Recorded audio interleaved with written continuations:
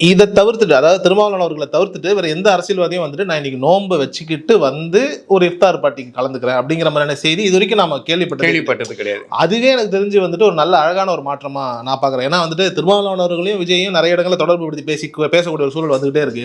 எங்கேயாவது ஒரு இடத்துல ரெண்டு பேருக்குமான ஒரு சின்ன ஒரு விஷயம் நடந்துகிட்டே இருக்கு இல்லையா? அப்படி நடந்துகிட்டு இருக்கும்போது இவங்க ரெண்டு பேரும் பேசி வச்சுட்டு இதை பண்ண போறது கிடையாது. ஆனா அந்த ஒத்த அலவரிசையுடைய மனிதர்கள் வந்துட்டு எப்பவுமே ஒரே மாதிரி தான் சிந்திப்பாங்கன்றதுக்கு வந்துட்டு இந்த ஒரு சம்பவமே ரொம்ப அழகான உதாரணம். ஒரு 30 நோன்பு வைக்கணும் அப்படிங்கிற மாதிரியான ஒரு நிலை இல்லை. ஆனா ஒரு இடத்துல வந்துட்டு அந்த நோன்பு திறக்கும் போது ஃபார்மாலிட்டிக்கு உட்காந்து திறக்காம உண்மையிலேயே ஒரு 10 மணி நேரம் 12 மணி நேரம் நானும் சாப்பிடாம உங்களோட வந்து இருந்துட்டு அதை திறக்கிறேன் அப்படிங்கிற அந்த மூவு ரொம்ப சிறப்பான மூவ். அதே மாதிரி வந்து இதுக்கு முன்னாடி எல்லாருமே வரும்போது வந்துட்டு ஒரு நிகழ்ச்சி ஒரு இடத்துல நடக்கும், மேடை போட்டிருப்பாங்க. அங்கே மேடைகளில் வந்துட்டு பெரிய மனிதர்கள் சொல்லக்கூடிய அரசியல்வாதிகளாக இருக்கட்டும் யாராக இருக்கட்டும் வந்து அங்கே அமர்ந்து உட்காந்துட்டு வெளியேறக்கூடிய ஒரு சூழல் இருக்கும் இல்லையா?